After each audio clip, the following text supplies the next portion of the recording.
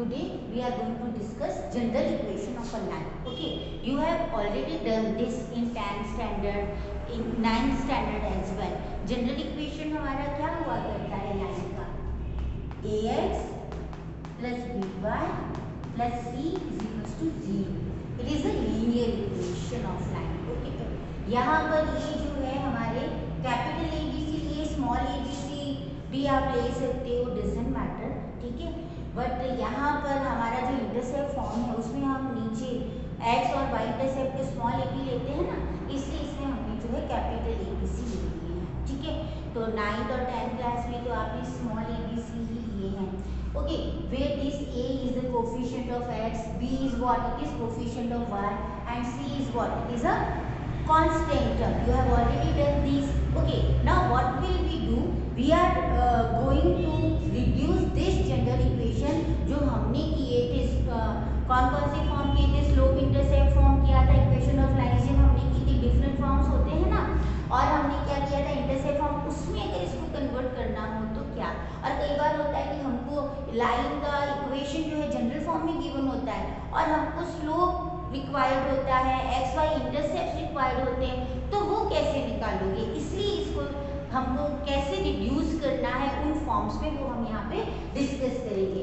First of all we are going to reduce general equation of line in slope intercept form.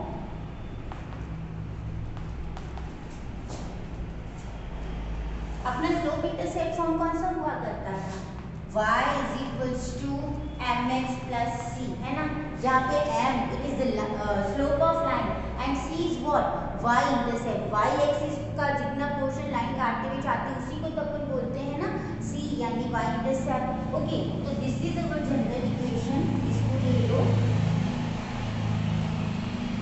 ठीक है, अब इसके according इसको हमको बनाना है. y का टर्म हमारा इक्वेशन से पहले लेफ्ट में है, तो सिर्फ y का टर्म आप लेफ्ट में रखिए और बाकी टर्म्स आप दूसरी तरफ लेके जाओगे, तो ax उधर जाके माइनस ax हो जाएगा और प्लस c भी उधर जाके क्या हो जाएगा, माइनस c. अब यहाँ पे देखो coefficient of y is only 1, तो इसमें भी आपको कोफिशिएंट ऑफ y को 1 बनाना है. दैट इज ये जो b है वो दूसरी तरफ ले जाओगे और दूसरी तरफ जाएगा, मल्टीप्लाई से दूसरी तरफ जाएगा तो कहाँ जाएगा, डिवाइड में, और दोनों के नीचे आएगा. तो ये हमारा लिखा जाएगा y is equal to minus a के नीचे भी b आ गया x और माइनस c के नीचे भी b आ गया. तो ये जो टर्म है इस पूरे के नीचे जानी चाहिए, बट हमारे पास ये टर्म्स अलग अलग है तो हमने अलग अलग में अपॉन b ले लिया. Now when you will compare these two, ये तो हमारा स्टैंडर्ड फॉर्म है स्लोप इंटरसेप्ट फॉर्म का, उसको इससे आप कंपेयर करोगे तो x का कोफिशिएंट जो m है वो यहाँ किसके बराबर होगा, माइनस a बाई b के. तो you will write slope of line m is equals to minus a upon b.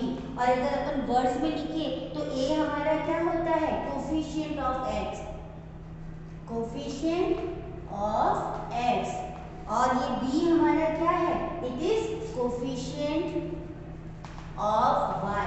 Similarly आप अगर हम y इंटरसेप्ट निकालना चाहते हैं तो दोनों को कंपेयर करो, तो हमारा जो y इंटरसेप्ट है दैट इज जो हमारा c है वो क्या हो जाएगा, माइनस c अपॉन b, है ना. वे c अपना जो जनरल इक्वेशन है उसमें ये c क्या है, इट्स अ कांस्टेंट टर्म, है ना, तो कांस्टेंट है. और b अभी हमने बात की थी, it is what, coefficient of y. ठीक है, तो अब अगर आपको जनरल में इक्वेशन दे दी जाए और डायरेक्टली अगर आपको स्लोप रिक्वायर्ड है तो you can use that formula, slope of line is minus a upon b, that is coefficient of x upon coefficient of y.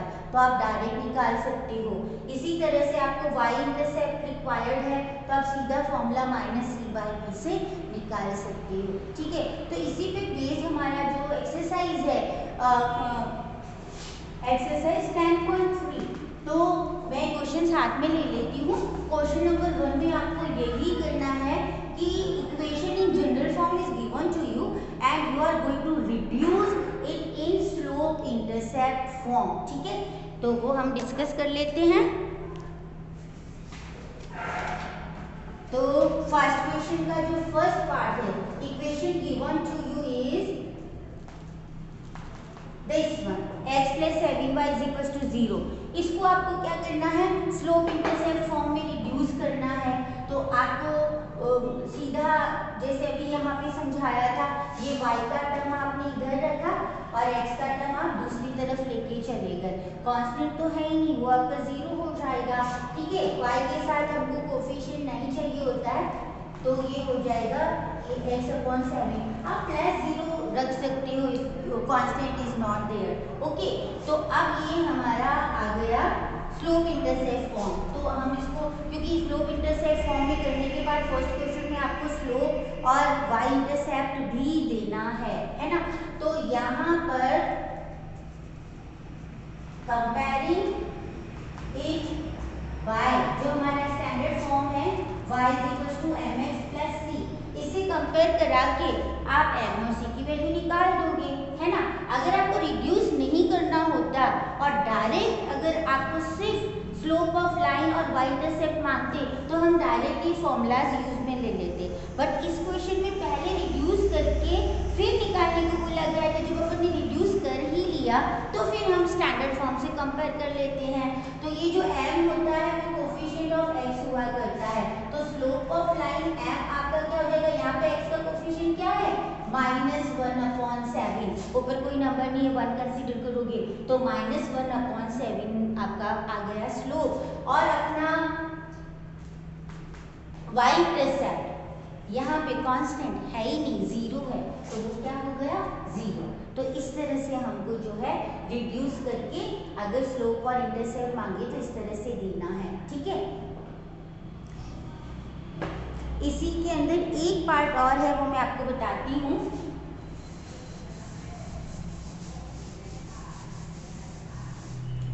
उसमें in third part equation is y is equal to 0, सिर्फ y is equal to 0 दिया हुआ है। और उसके बाद हमको वही है कि पहले रिड्यूस करना है और फिर स्लोप और y इंटरसेप्ट अपन को फाइंड आउट करना है। ठीक है, तो पहले अपन इसको लिख देते हैं। ये हमारा कौन सा फॉर्म होता है, y is equal to mx plus c होता है ना। तो यहाँ पे x का टर्म भी नहीं है और कांस्टेंट टर्म भी नहीं है, तो अपन 0x प्लस 0 लिखें तो कोई फर्क तो नहीं पड़ा है ना। तो ये हमने जो है हमको, क्योंकि स्लोप इंटरसेप्ट फॉर्म में देना था, तो जो स्टैंडर्ड फॉर्म होता है हमारा कौन सा, y is equal to mx plus c, उसके फॉर्म में लिख दिया। y तो था अपने पास, यहाँ x का टर्म है ही नहीं ना, तो इसको आप 0x लिख सकते हो, प्लस कांस्टेंट टर्म भी नहीं है तो इसको भी क्या लिख सकते हो, 0 लिख सकते हो। तो ये तो हमने रिड्यूस कर दिया स्लोप इंटरसेप्ट फॉर्म में। Now we have to give slope and y intercept, तो जो स्टैंडर्ड फॉर्म से कंपेयर कर लो। तो यहाँ पर आपका स्लोप जो कि क्या होता है, x का कोफिशिएंट होता है, तो x का कोफिशिएंट फिलहाल क्या है 0, और सिमिलरली जो हमारा y इंटरसेप्ट है c, इसे कंपेयर करो, वो भी क्या है हमारा 0। ओके, तो दिस इज द वे। तो पहले हम इसको सिर्फ y के टर्म को लेफ्ट में रखेंगे, x और कांस्टेंट अगर है तो दूसरी तरफ लेके जाओगे, y के साथ जो भी कोफिशिएंट है वो आपका नीचे चला जाएगा अपॉन में, और उसके बाद आप स्टैंडर्ड फॉर्म से जो है कंपेयर कर लोगे। x का कोफिशिएंट अपना m यानी स्लोप ऑफ लाइन होता है वो लिख दोगे, और जो आपका कांस्टेंट टर्म है वो आपका y इंटरसेप्ट होता है वो लिख दोगे। ठीक है, now next topic is we are going to reduce the general form in intercept form। ठीक है, तो हम सेकंड लेते हैं, रिडक्शन इन इंटरसेप्ट फॉर्म। अब इंटरसेप्ट फॉर्म कौन सा हुआ करता था, x/a plus y/b is equal to 1, जहाँ पे ये a और b क्या हुआ करते थे, x intercept and y intercept. अब इसमें कैसे कन्वर्ट करेंगे, चलो जनरल इक्वेशन लेते हैं, ax plus by plus c is equal to 0। अब इस स्टैंडर्ड फॉर्म को देखते हुए काम करना है। यहाँ पे कांस्टेंट टर्म दूसरी तरफ है, तो प्लस c को पहले ले जाओ दूसरी तरफ, सो ये हो जाएगा ax plus by equal to minus c। लेकिन आप बोलोगे दूसरी तरफ तो 1 है, तो आपको 1 बनाना पड़ेगा। कैसे माइनस सी को ले आओगे अपॉन में, तो यहाँ क्या हो जाएगा 1, क्रॉस मल्टीप्लाई करते हो ना वही चीज है।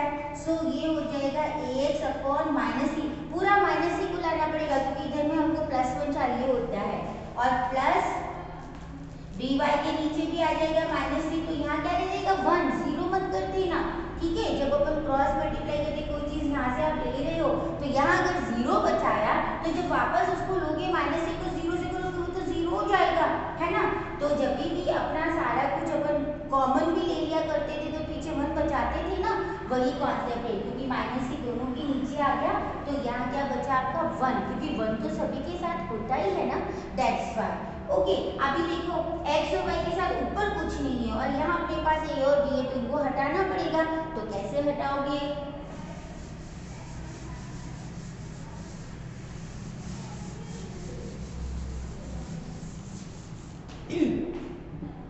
ओके, तो अब क्या करेंगे, ये माइनस ही है, जो अपना न्यूमरेटर है वो नीचे ले जाओगे तो वो डिनोमिनेटर के डिनोमिनेटर में जाएगा, माइनस सी अपॉन ए हो जाएगा, क्योंकि आपको पता है अगर आप जो डिवीजन में जो है मल्टीप्लाई में लाते हो तो रेसिप्रोकल लेते हो ना, तो मल्टीप्लाई में लाओगे तो ए अपॉन माइनस सी वापस हो जाएगा कि नहीं हो जाएगा, तो ऊपर से कोई चीज नीचे जाएगी तो डिनोमिनेटर के डिनोमिनेटर में जाएगी। ओके, नाउ प्लस y के साथ माइनस सी है और ये b कहाँ जाएगा, नीचे से नीचे ऐसे, और इक्वल्स टू क्या हो गया 1। अब ये जो है हमारा ये वाला फॉर्म आ गया इंटरसेप्ट फॉर्म, तो x upon a plus y upon b is equals to 1 वाला फॉर्म। तो अब जब आप इसको इससे कंपेयर करते हो स्टैंडर्ड फॉर्म से तो आपका x इंटरसेप्ट या इंटरसेप्ट ऑन x एक्सिस भी बोल सकते हो, पहले भी बताया है, जो कि अपना स्मॉल a होता है इसके अंदर, ये स्मॉल a की वैल्यू क्या है आपकी माइनस सी अपॉन ए, और अगर वर्ड्स में लिखें तो this C is what your constant term and a is what अपना जो जनरल इक्वेशन है, ये क्या है, it is coefficient of x, so it is coefficient of x, है ना। सिमिलरली अगर अब हमको y इंटरसेप्ट चाहिए, शॉर्ट में लिख सकते हो डॉट लगा के, है ना, दैट इज b, तो वो अपना क्या है माइनस सी अपॉन बी, बस ये जो अपना स्टैंडर्ड फॉर्म होता है उससे कंपेयर करना होता है हमको, y के नीचे b अपना y इंटरसेप्ट है ना, और वहां पे वो क्या है माइनस सी अपॉन बी, और वर्ड पे लिखे तो minus C is your constant term, और b अपना क्या है, यहाँ पे देखो b क्या है अपना coefficient of y, so it is your coefficient of y। तो अब ये जो है रिडक्शन वाला इंटरसेप्ट फॉर्म का, this is question number 2 in our exercise 10.3, so I am taking one part from that as well, question number 2, okay.